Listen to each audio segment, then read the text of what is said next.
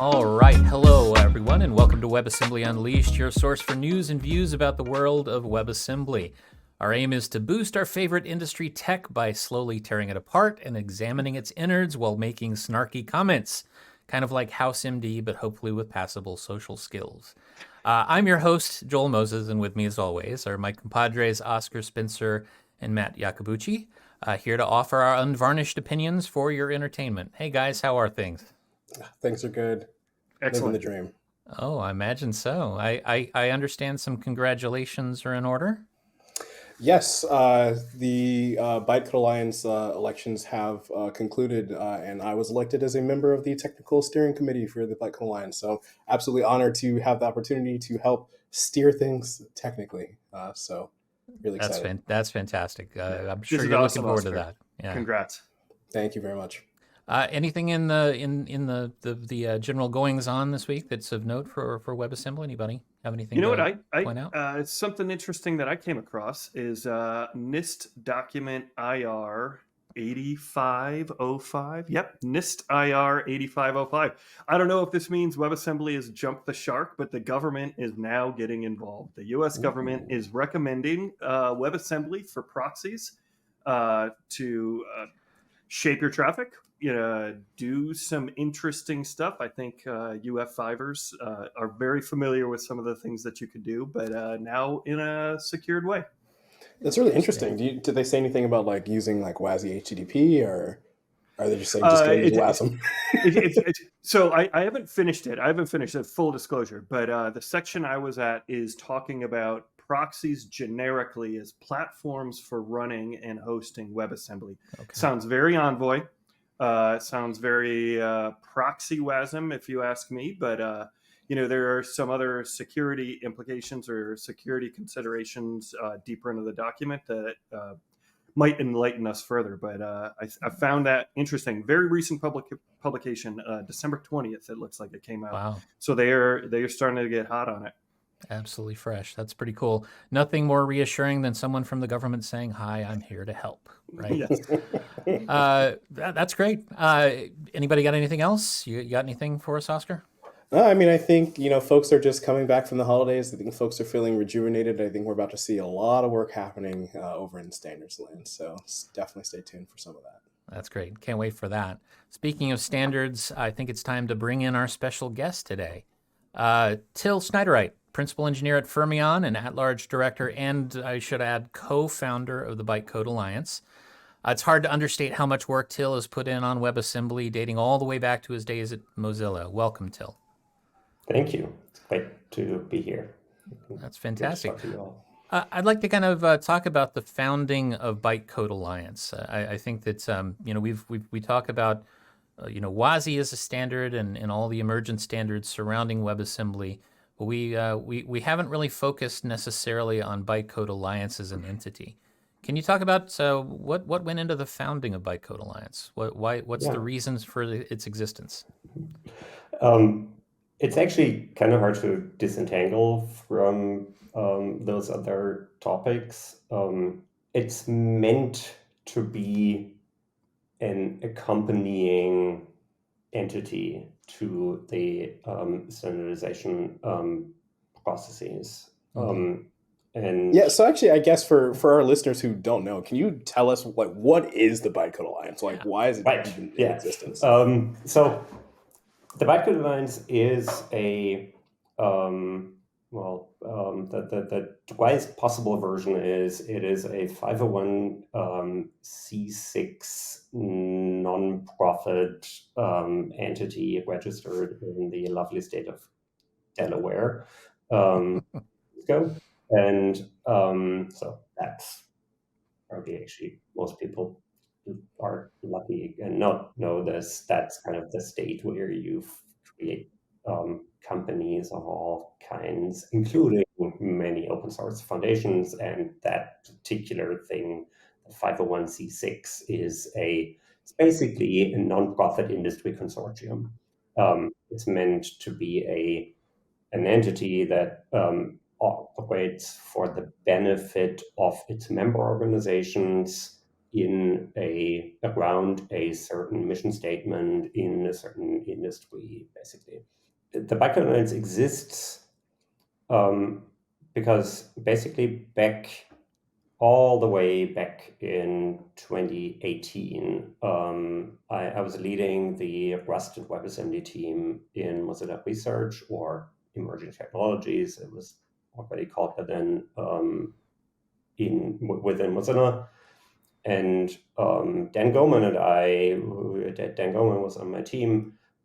We talked about what should we do basically with this code generator that was slated to become the new code generator in SpiderMonkey, back then called Beton, and talked more and more about use cases for this outside the browser.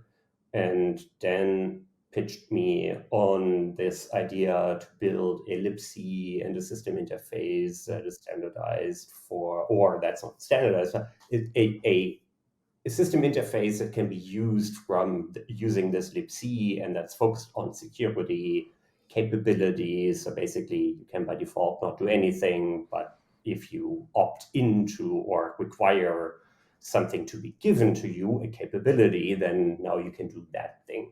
At some point, we agreed that yes, that is something we absolutely should pursue, and we should make use more of the abilities of WebAssembly, not focused on the web.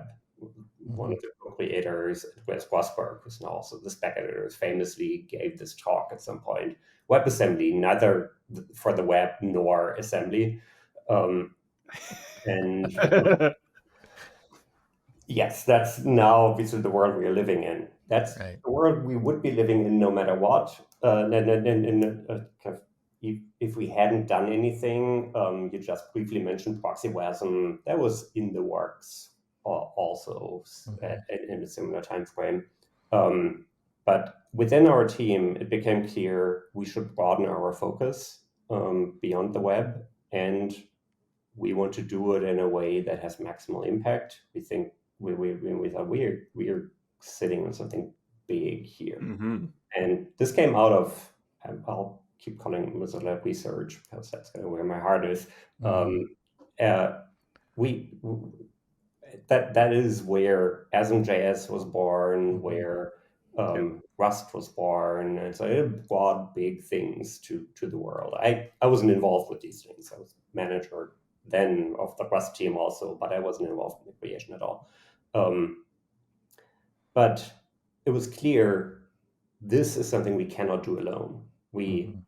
If we want to unleash the potential here, by its nature, it needs to be something that is embraced by the industry at large. It needs to be a cross-industry collaboration. Right. And that means there needs to be a place for this. We need to have it be on a standards track, hence WASI, but also we need to have a place to collaborate on implementations, on best practices, on telling the world about it. And that is not something Mozilla Research could do on our own, or any larger player. Companies that didn't have hiring manager numbers of Mozilla's entire employee roster, but that would still not be enough, because we wanted it to be something that would actually be.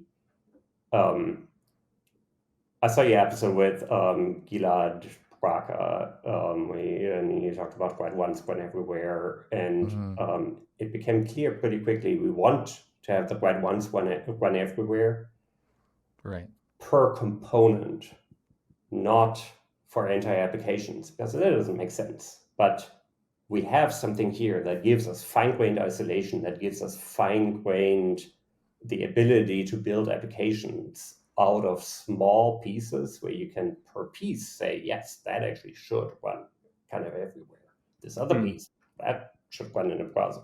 This other piece should run in a proxy. This other piece should run in a serverless function, but there's this piece that they all share. then I started having conversations about how we shouldn't try to do this our own, quickly got people on board within Mozilla.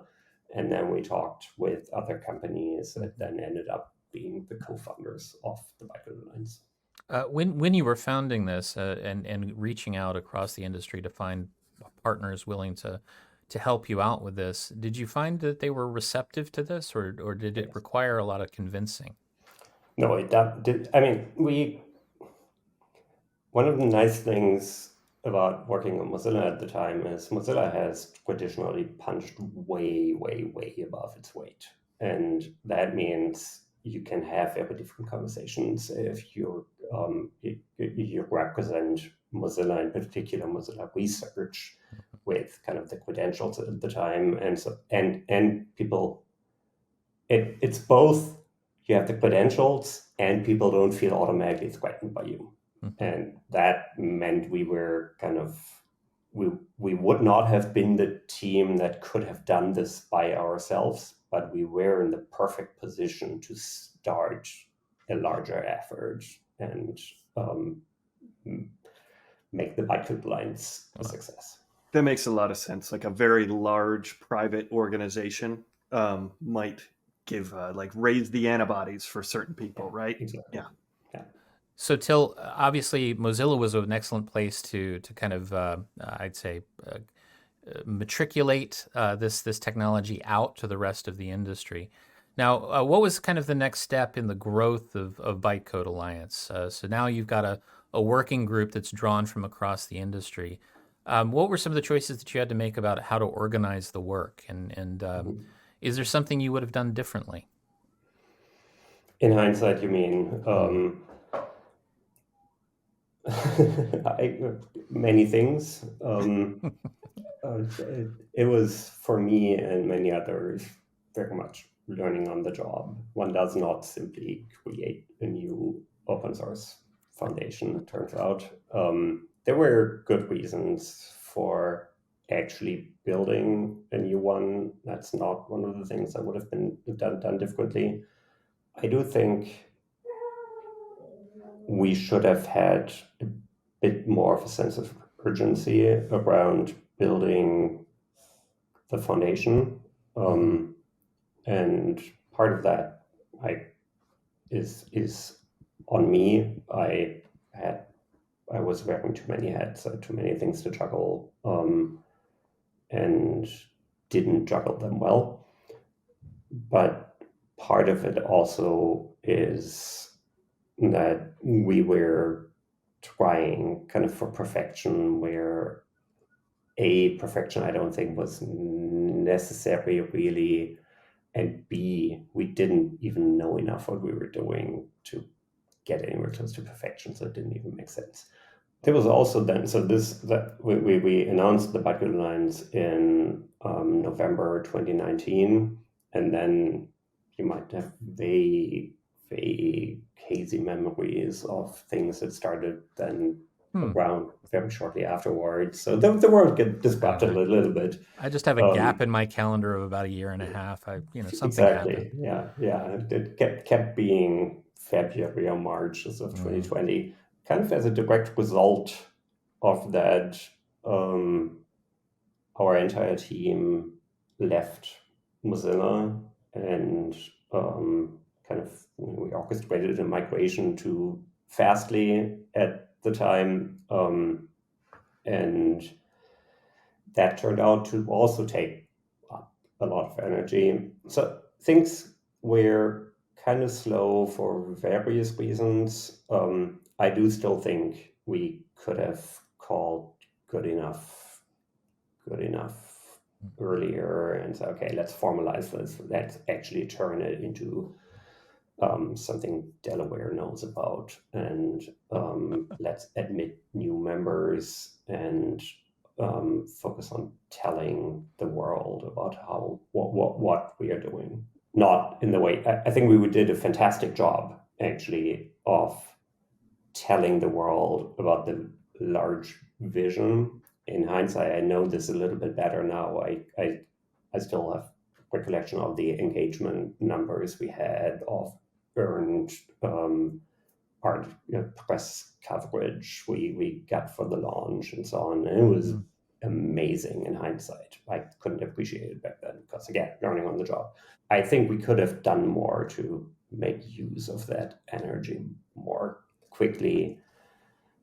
And I don't know. I also don't know how harsh I want to be with myself. And I mean, clearly at this being point, like, you've engaged with been, it fairly personally. successful, right? We have, the BA existing now. The BA has done, amazing, amazing work in the community. I mean, pretty much all of WASI wouldn't really be here without the BA, which leads me to my next question for you. So obviously, the time that the BA existed, a lot of web standards were already being standardized as a part of the W3C. And, we've got the WebAssembly community group. We've got the WebAssembly working group, of course. Why did you feel those weren't suitable for doing the work of WASI? I mean, obviously there's a part of, well, maybe not necessarily in a browser, but, were there reasons beyond that made sense to say, hey, we need to have this own organization, for these standardization efforts? These are actually two different things. And WASI is happening in the W3C. And that is something I feel very strongly about, a very early decision we made, and that I still feel absolutely made the right call. I would die on that hill if they even was a hill to die on. The Bytecode Alliance is not a standards body. I said earlier, one does not simply build a new open source foundation. That's child's play compared to building a standards body. And I think to a degree that a lot of people really don't appreciate. And the W3C is, for example, one of the very, very few entities that have a fast track to ISO, to international standards. And you kind of, I mean, if I want to spend the rest of my career on that, then and get an army of lawyers on my side, then maybe, I don't know, but that doesn't make any sense.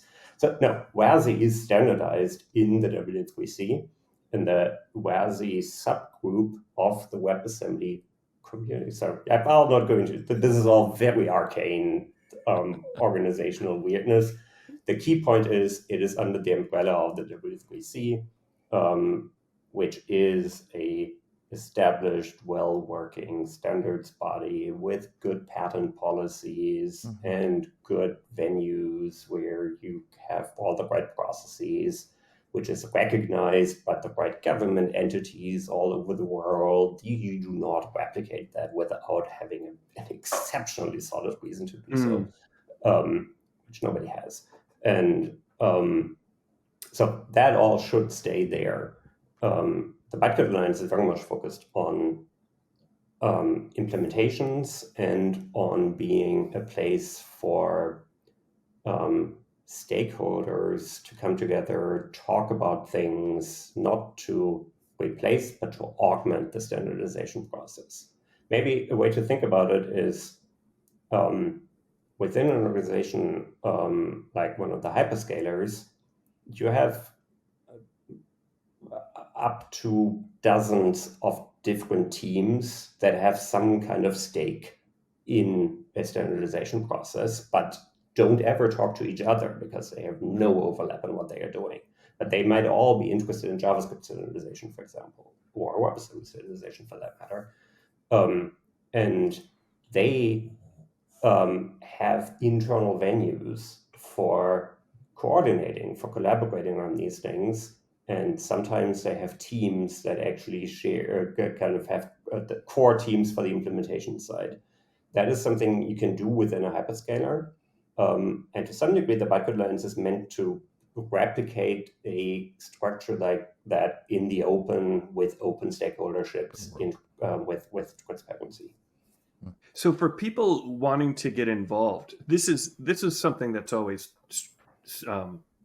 troubled my mind or had a question about. So do you get involved with W3C, or do you get involved with Bytecode Alliance, or what's the main point of contact, like for noobs that want to contribute? If you're a noob, you do not want to engage with the W3C in all likelihood, unless I don't know, wasted my youth by learning what Linux installs and weirdly open source licenses. So maybe I would have been the right kind of noob for that. Maybe, I don't know. But I think most people have use cases that they want to solve, and they become interested in something, even if they're academics or just students. They have something that's not the standardization process that they actually care about.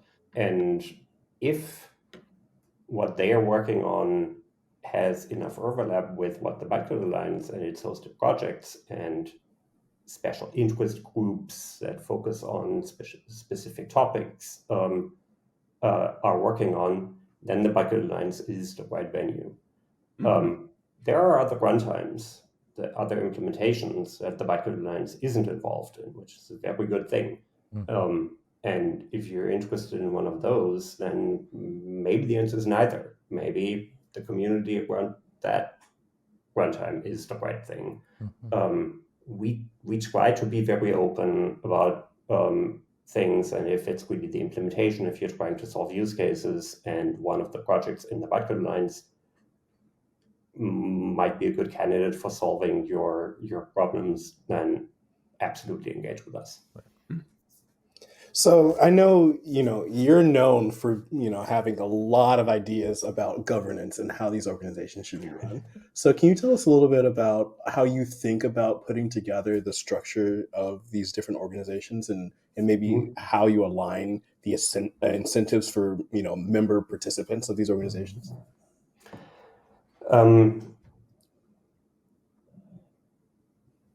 Yes, this is very, very hard. And I don't think anybody found the holy grail for this. I mean, obviously, open source sustainability is a recurring issue, and I don't think anybody can lay claim to having solved that. I had a hand in writing or led the creation of basically all the core governance documents of the Bytecode Alliance. And yes, I had very strong takes on how things should be structured. In part, I mentioned earlier, I led the Rust team, Rust and WebAssembly team at Mozilla. I was not involved in the creation of the governance in the Rust ecosystem at all, but good friends of mine were, and close colleagues, and so I had a front row seat for a lot of this, and I saw a lot of things that worked really well. I saw a lot of things that didn't work quite as well. And I talked to people in the OpenJS Foundation, for example, who I met in JavaScript standardization settings. And one thing, two failure modes I care deeply about. One is pay to play, obviously. Having a model that allows people to buy influence and power by throwing money at it, that is a very, very bad set of incentives. And conversely, over-empowering individuals. Because now you're optimizing for people with the strongest opinion in the room and the most eloquent way, maybe, or the loudest way, more often, I guess, to voice that opinion, and who can spend their entire days writing pages and pages and pages of opinions on something that nobody can engage on anymore until everybody else gives up. We tried really hard to find a middle ground where we say what we really want to empower is teams. We want to empower teams that have real use cases, that have an actual real-world stake in things, and give them the incentives to act as stakeholders, to engage, to participate, to contribute, and in return get a say. A lot of this in practice and reality is just about setting the right tone, establishing the right culture, because you can make all the rules you want if enough people are determined enough. None of that, those words on paper mean much. But the words on paper do mean something at the margins. And if you don't watch out for the margins, then you kind of move the center over time. So both of those are both setting the right culture, but also laying the right foundations in text. Both of those do matter. Starting with the membership requirements that are, again, I mentioned Delaware for, I think, the third time now. There are weird, arcane ways in which you have to structure this kind of organization because of the laws of Delaware, which is a bizarre thing. I'm in Germany. I've never been in Delaware, but Delaware matters, turns out. So we are a organization where companies or organizations are members, not individuals. Those are kind of the two routes you can go. But at the same time, we have very strong representation in governance of individuals. And we have a board of directors where the majority are elected by member organization representatives. But there are directors elected by individuals who are recognized contributors in the community, and all the important things, such as changing the bylaws and the charter of the TSC and so on, all of those need to have agreement by a majority of the at-large directors, of the recognized contributor representatives, in addition to an overall majority. So we spent a lot of time trying to figure out how do we make it so that we can satisfy the letter of the law, but also create the right structures here. And then we tried hard to establish a process by which in governance of actual projects, people have a say, earn a say by contributing. That part, I'll be honest, I don't think we filled with life all that well yet. We have an RFC, request for comments process, which is supposed to be used for all major impactful key changes in projects. Wasm Time is making a lot of use of that as a key project. That is the description of this RFC process spells out that stakeholder groups should be able to kind of agree to or block RFCs. And what a stakeholder group exactly is left for as an exercise for the reader, because it turned out to be exceptionally hard. But we tried to basically say a team that contributes to the project in question earns the right to be a stakeholder by a mechanism. And then we kind of ran out of steam at the time. So like skin in the game. If you have skin in the game, if you're providing time and effort, then you get to be a stakeholder. Yeah. So, Oscar is about easy, but it's right. a very simple concept, but very hard to actually do in practice. So, Till, you were on the TSC until recently, and I think that Oscar is going to be spinning up here as a member of the TSC. Do you have any advice for Oscar about TSC operations and how to do things there? Do you have any advice?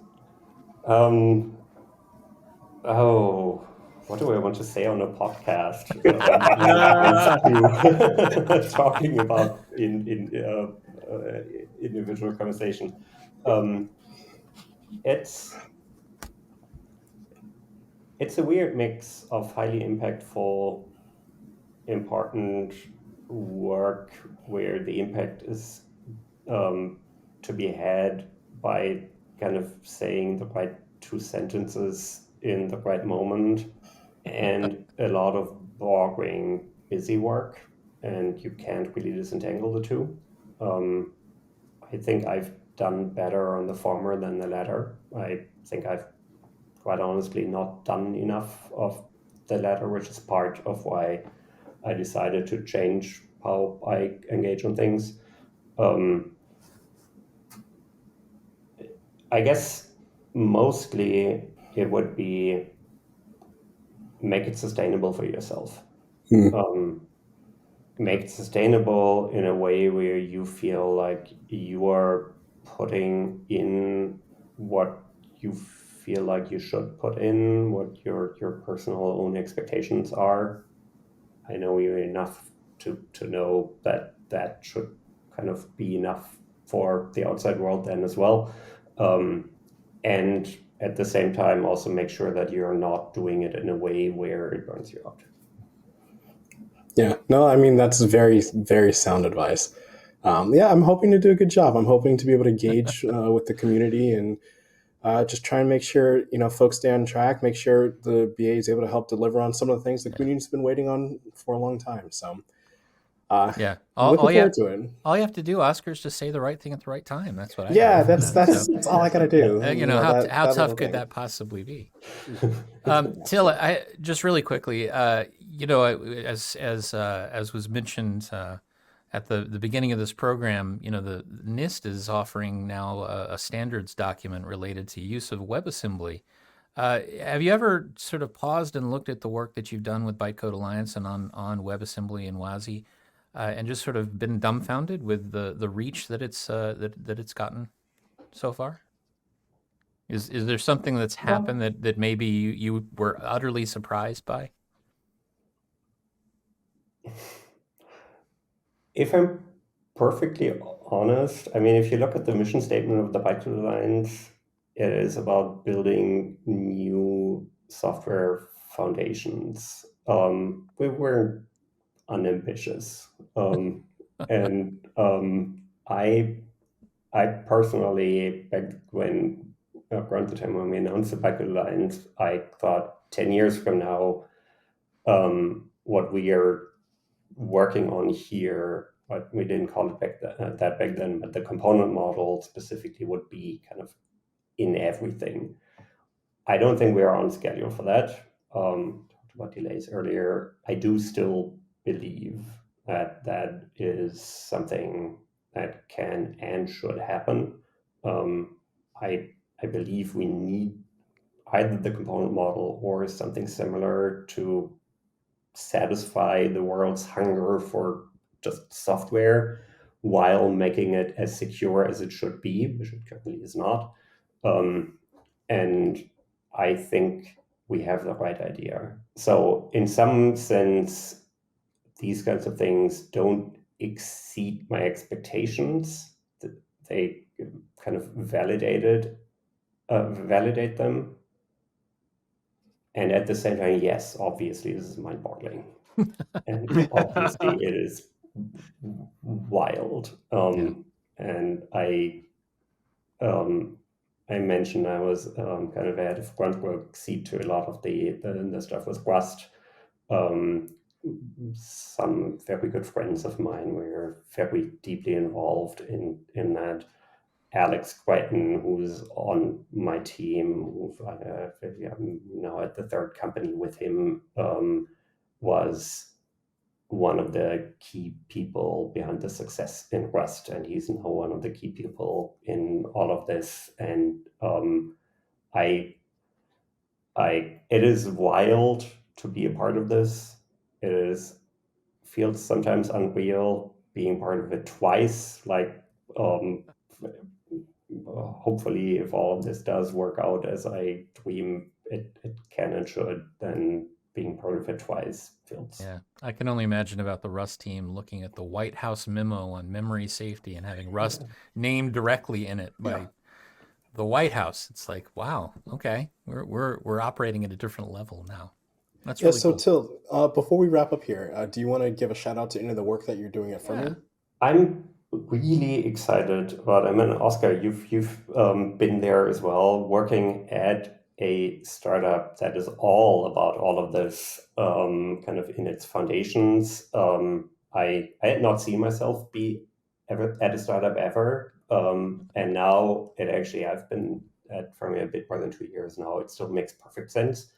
I'm extremely excited about making all of this accessible, driving it into a lot more places. And I feel like Fermyon is a fantastic place to do that, because we have depth through the entire required stack, from deep WASM expertise to deep cloud expertise to being able to build partnerships and build communities and build engagement with other important teams in the industry. And I'm really excited about what we're doing there.